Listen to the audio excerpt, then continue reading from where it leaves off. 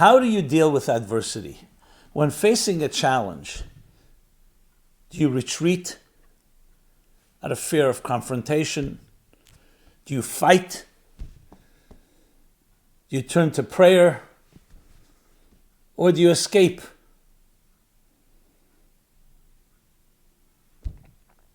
These are the four conventional approaches that people take when dealing with different obstacles in life.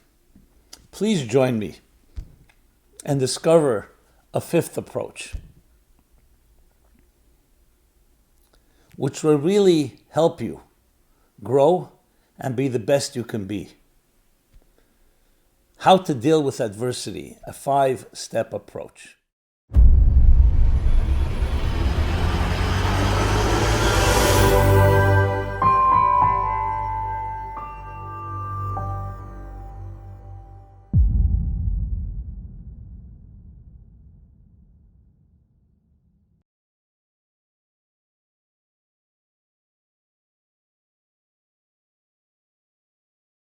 This is Simon Jacobson, and welcome to How to Deal with Adversity, a 5-step approach. This program is dedicated by Zlata Ehrenstein in honor of her birthday. When you face confrontation, dealing with a challenge, adversity, what do? Generally speaking, there are 4 approaches people take. One is retreat, surrender, fear of confrontation. Avoid the issue by giving in, by compromising. A second approach is the exact opposite. Fight. Fight to the finish. Fight till you win. A third approach is pray. Turn to God, turn to faith, turn to your deeper and higher calling. And finally, the fourth approach is escapism, which means not surrendering, but just escaping the whole situation to the point even, we'll call it suicide. Not necessarily literal, but in a way of avoiding the whole situation in the first place. You don't want to surrender, you don't want to fight, you don't want to pray, so you escape. Is that the only option? Are those the only options that stand before us? We're going to discover, no, there's another option, and a critical one that can change your entire outlook at your life, your entire outlook at challenges, and anything that comes in your way. Because at the end of the day, even though there's merit to each one of these four paths or approaches, but they're not complete. Surrender, well, in some situations, it's good to be yielding and humble and not just fight. But surrender in the wrong situation can end up compromising yourself, even in a very self-destructive way. On the other side, to become a fighter and fight, spend your whole life fighting adversity, you don't want to be a warrior. Prayer is an important component. We see in the story in the Bible of Jacob, when he prepared to meet his adversary, twin brother Esau. So he prayed. He also prepared for war, and he prepared a bribe to appease him. In that case, 2 out of the 3 were enough. He didn't have to fight. But prayer is an important role because prayer gives you strength, faith, it gives you the confidence, it gives you courage. It also accesses higher strengths in your own resilience, your own inner soul to deal with the challenge. But prayer alone and not making an effort is also insufficient. And finally, escapism, I think, is pretty clear. Doesn't solve anything. It just gets you out of the situation, so you just say goodbye to the whole scenario.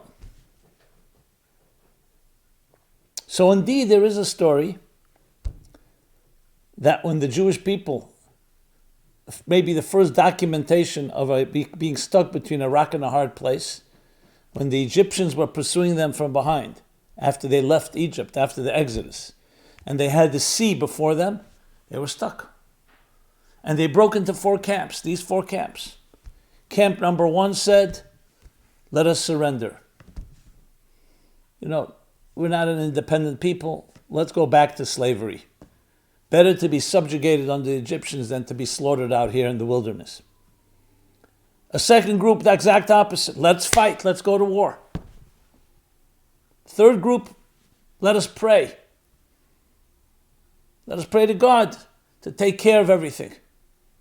And the fourth group said, let's jump into the sea. Now we'll put an end to the whole situation altogether. Moses turns to God and says, what do we do? It doesn't seem like there's any other option. And here's the response. One word.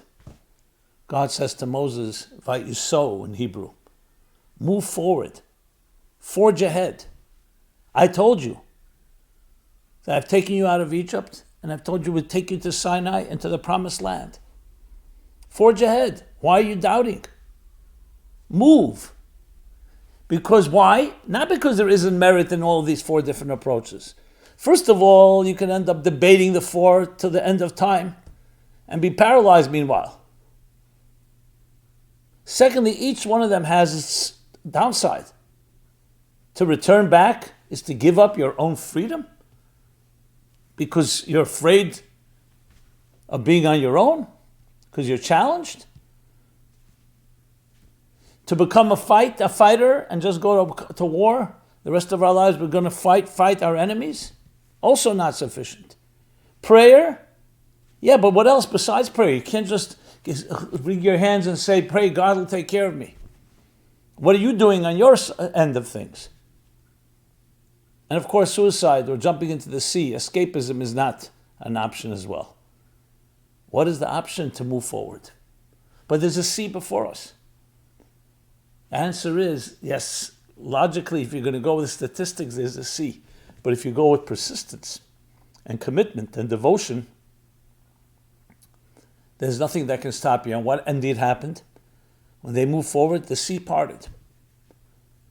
Not getting into the miracle of it, but the point is, you'll see those that forge ahead and say, I am going to continue on my journey. I'm not going to get stopped and trapped in any of these 4 are the ones that actually succeed.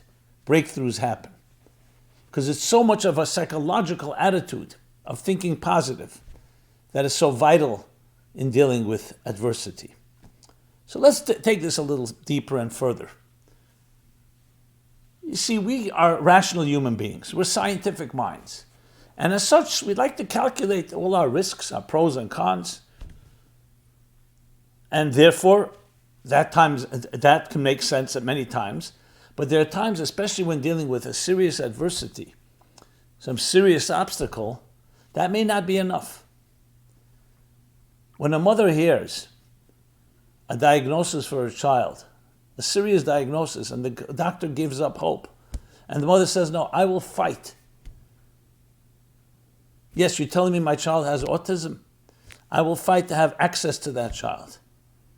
And then you see, doctors will testify, I can't explain it, but there's a bond. Not that necessarily the autism was healed, but the persistence of the mother opened up some door. Because we don't know the mysteries of our own power, our own fortitude, our own strengths. That absolute love, that absolute devotion brought out a new level of resilience, a new level of new resources. And this is true in so many situations where people say it's impossible. And then you see someone else comes afterwards and makes it possible. What changed? All statistics, all studies, all calculations seem to lead to a place that it's impossible. The answer is that you didn't take everything into account. There's always other factors. There's the indomitable human spirit that has the ability to break through things that we can't always fully understand. So don't always think the rational is the only approach. It's important to be rational. Obviously, in certain situations, and that's why we're calling it a 5-step plan, certain situations, let's say there's a conflict between spouses. Not everything you have to fight about. Choose your battles. There are areas that you should, I don't want to call the word surrender, but yield. say, I'm flexible, it's fine, I will yield to you. But it's not healthy to do that if it's an abusive situation or a destructive situation, or if it undermines you and your own very person. No, that's unhealthy. Then there are times the other way around, that you do have to stand up for something you believe in. There's a fight. But not to define every situation as one that requires fighting. It's a last resort. But you have to be ready at times. But again, that's not a consistent approach in life. Because it can perhaps resolve some situations, but not long term. You can win the battle and lose the war. So that too has to be done with discretion. Prayer, as I mentioned, of course has value, but only as an addition to other things. Someone will say, I pray for having a better livelihood, and then you go to sleep. God will take care of it. No. The answer to your prayer may be coming by going out and meeting people, networking and doing whatever it takes. And then the blessing or the response to the prayer, in addition to the container that you created, makes it work. The fourth option, I'm thinking if there's any redeeming element, is there any idea of escapism? Completely, suicide and jumping into the sea is never an option. You can say sometimes escapism can be some form of denial, temporary. But again, it's not an approach to life. What's needed at the time was, what is the approach? The approach is forward movement. And that's based on the principle that you have what it takes, even though you may not feel it, or you may not know it, and it may not even make sense on paper. Now, of course, that's why we need objective opinion, objective advice, a mentor to help us determine. But in all cases, you need that fifth approach. In all of them, you need this forward movement. Because even if the decision is, we're going to move forward. So let's say you have a conflict between spouses, between parents and children, or between friends, or between partners. And you're not yielding because it's not appropriate to yield in this situation. But you also don't want to fight. The thing is, let's continue working together, and let's ignore for a moment those differences, as long as our business continues to work, or our relationship or our marriage continues to work. If there's a need to address a particular thing, then let's go into the nitty-gritty and maybe yield, or maybe disagree, or maybe hear both sides and see where you go from there. Use prayer as well. But the forward movement is the thrust that's always needed. Because you can see couples, for instance, getting into a fight, and even if they're not fighting all the time, it's like a Cold War. It's always simmering beneath the surface. Why? Because they're not focusing on forward movement. They're focusing on their differences. Or if you have a situation of a passive and an aggressive partners, where one is more passive, one is more yielding, surrendering.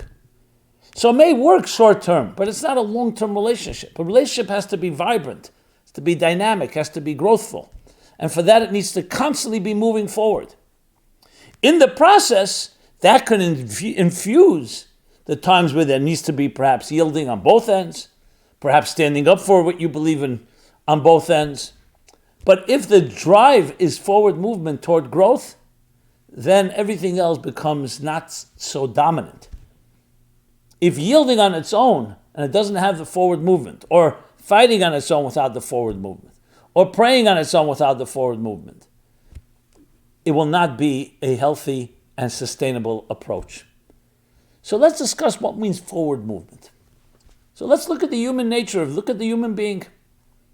From birth, and before that as well, but at birth you see it. A healthy child is always moving about. Of course, a newborn sleeps a lot, but when they're awake, there's a moving. You see the arms, the legs.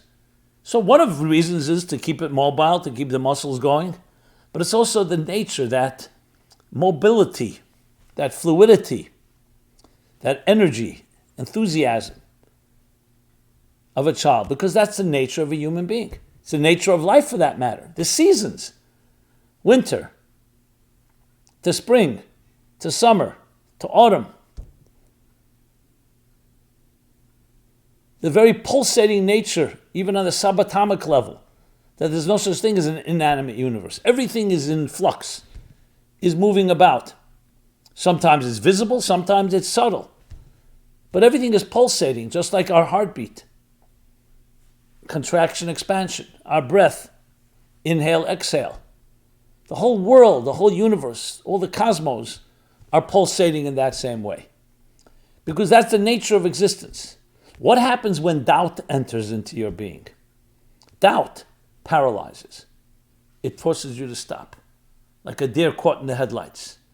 And that goes against the very grain of the healthy part of you, which is movement. Now, obviously, we all know that it can't always be moving. We need to rest, we need respite, we need sleep. But even that's part of the movement. When the trees go to sleep in the winter, it's not dead.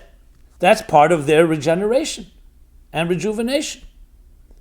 So even the steps that seem to be rest is rest between levels of movement. Then that becomes part of the movement as well.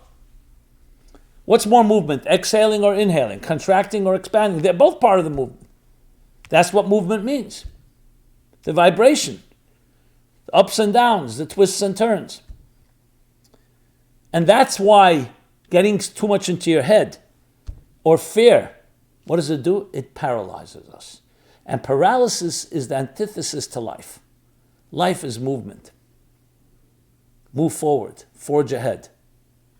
So when you get stuck and say, surrender, it's not part of movement, in other words, it's not part of a bigger plan, then it's going to ultimately hurt us. Same thing with fighting. Not part of a bigger plan of movement forward. If it's part of moving forward, then all those pieces come into play. Another key point to remember is that fundamentally this is based on the principle that everything is good at its core. So even though there's an adversity right now, even though you're facing adversity and there's an adversary, that also ultimately will bring out the best in you if you move forward. If you see it as, oh, what should I do? I'm stuck. What should I do now? I had all my plans, I was going forward, and now there's an obstacle. The obstacle is as powerful as your forward thrust, then you're seeing it as an equal. But how about looking at adversity as an opportunity? Resistance in order to build bigger, deeper strengths. Think of a dam. You build a dam, that dams the water. And what happens? The water starts building up, its pressure, its intensity, until it breaks through. So adversity can actually bring out the best in us. Under pressure, deadlines. Like they say about a tea bag, you don't know how strong you are until you're put into hot water. So you could see pressure as an end in itself, adversity as an end in itself, or it's a stepping stone to help you develop and express deeper strengths that you did not know you have. In that sense, again, movement. Take away the movement part, then the adversity, okay, so short term, I'll either fight or I'll surrender, I'll fight, I'll pray, I'll escape. But when you understand that it's all for your good, and what indeed happened in that story, as the Jews moved forward and the sea parted, they learned something about themselves. They would never have learned it had they chosen one of the four paths. They learned that if you wish and you focus, you'll discover deeper strengths, and those strengths will break through, even though you may initially not have known that. Another thing that you learn is that you always have to look ahead, not look back. It is true that adversity may be pursuing you, maybe even in front of you, but your sights have to be toward forward movement, toward growth. You're climbing a mountain.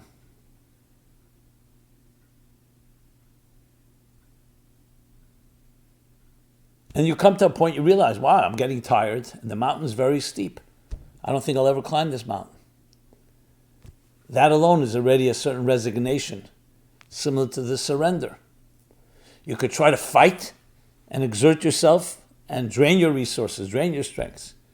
The attitude has to be, no, I see the peak. I know I have to get there. One way or another, I'll get there. If I need a little respite, I'll do that.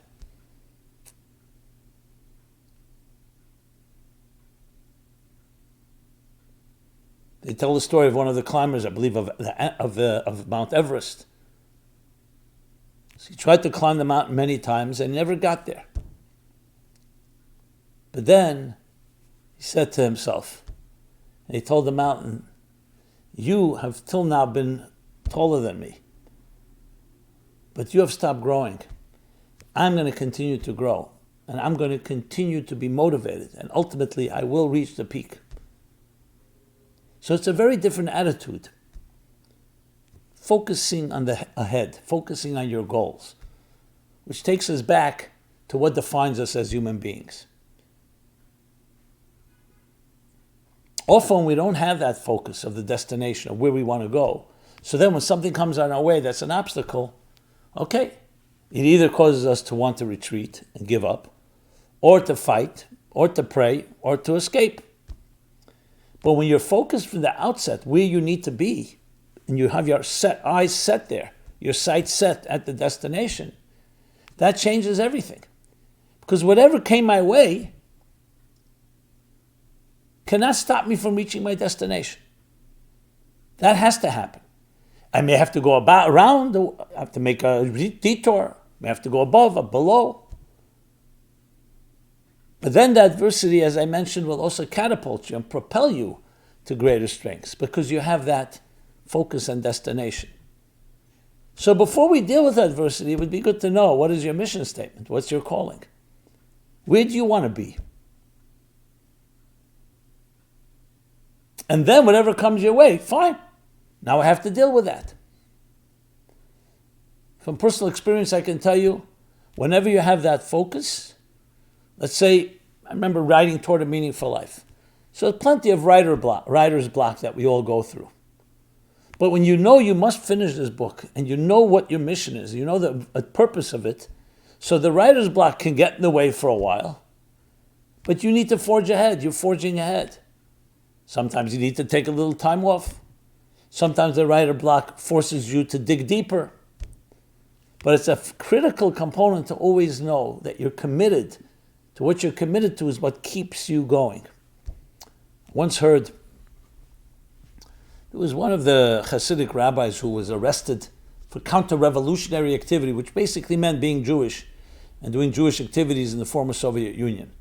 In the very harsh times, they would send you to the Gulag, Siberia. Who else was there?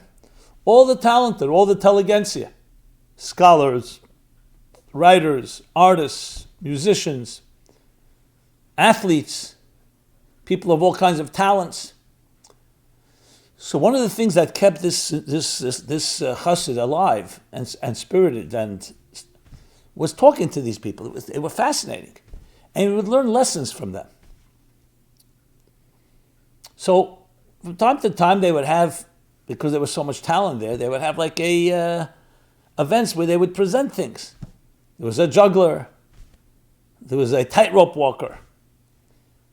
And this chassid would talk to them, and the tightrope walker was once talking to them, and they were talking, what's the secret of tightrope walking? You're walking on a very thin line, rope. How do you keep the balance? What's the real secret? So most people would say it's about stamina and it's about balance and knowing how to walk and not fall from one side to the other. The tightrope walker told this rabbi, this chassid, he said, no, the key is to keep your eyes focused on a destination on the other side. So when you begin walking the tightrope, your eyes are there, and that's what keeps you going. It's like a GPS, an internal GPS. And that, of course, balance and practice is necessary, but that's what keeps you going. And then he said to the chassid, he says, and tell me, when do you think is the most difficult part of the tightrope walking? So everyone would say right in the middle, when you're in the center, you're too far away from the beginning, too far away from the end, and that's the place where you're most vulnerable.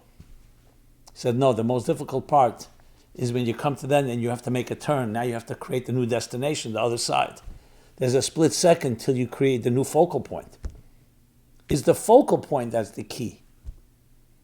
You hear that? The focal point, the destination, moving forward toward the focal point. Just as when you make a circle, you need to have a compass, stick a needle in, and that becomes the hub, the center around which you create the circle. So in life, it always is that way. If you want to keep and get beyond any challenge, what is the focal point? What is the destination? When the astronauts first went to outer space, I think in the early 60s, so before they landed on the moon. So outer space, of course, has whole different conditions. One of them is lack of gravity. So they sent all kinds of experiments with the spaceship. One of them, they sent a plant that you have on the windowsill.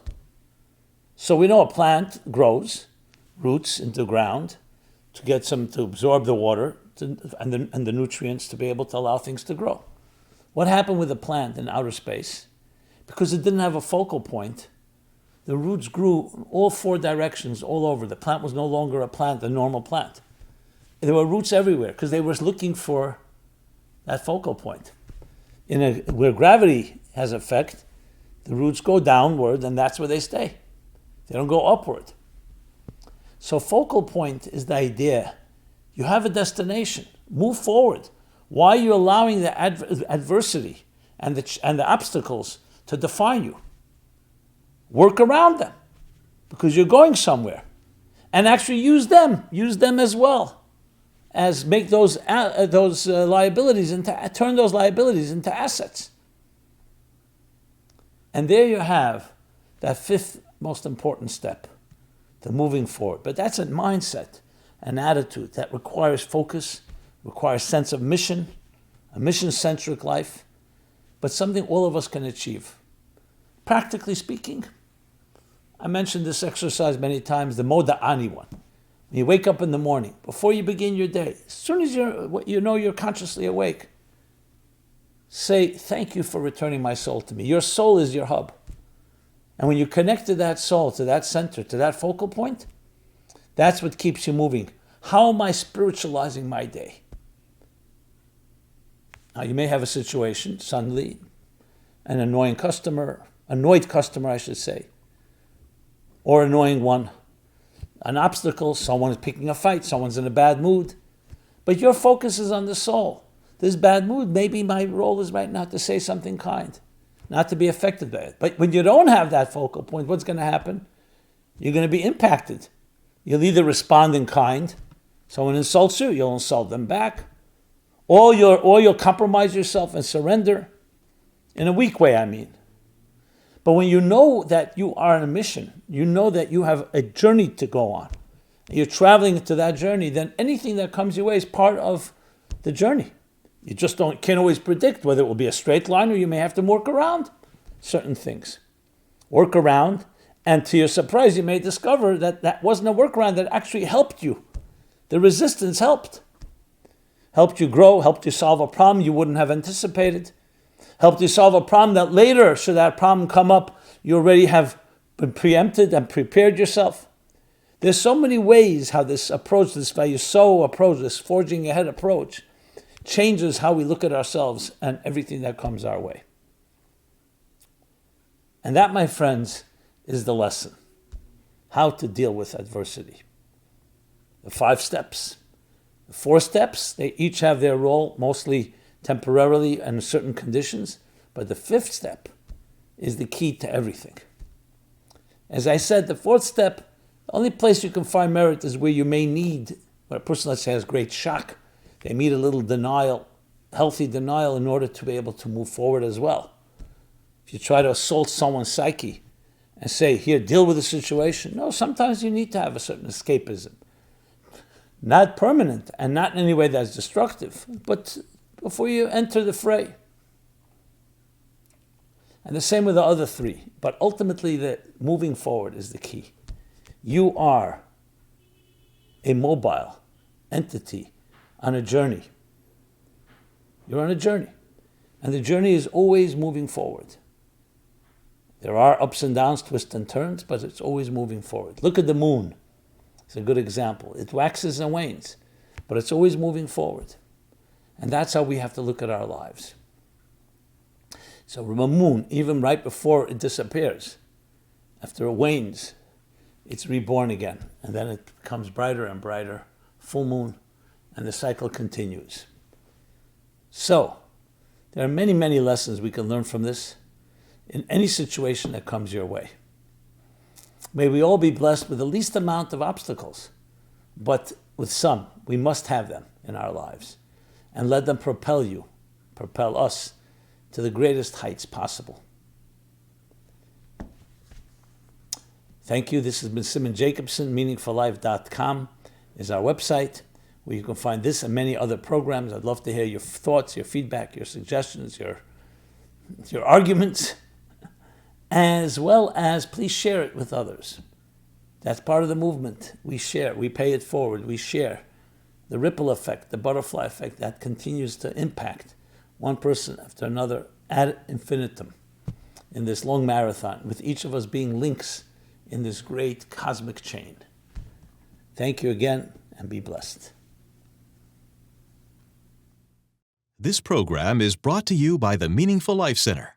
Please help us continue our programs. Make even a small contribution at meaningfullife.com/donate.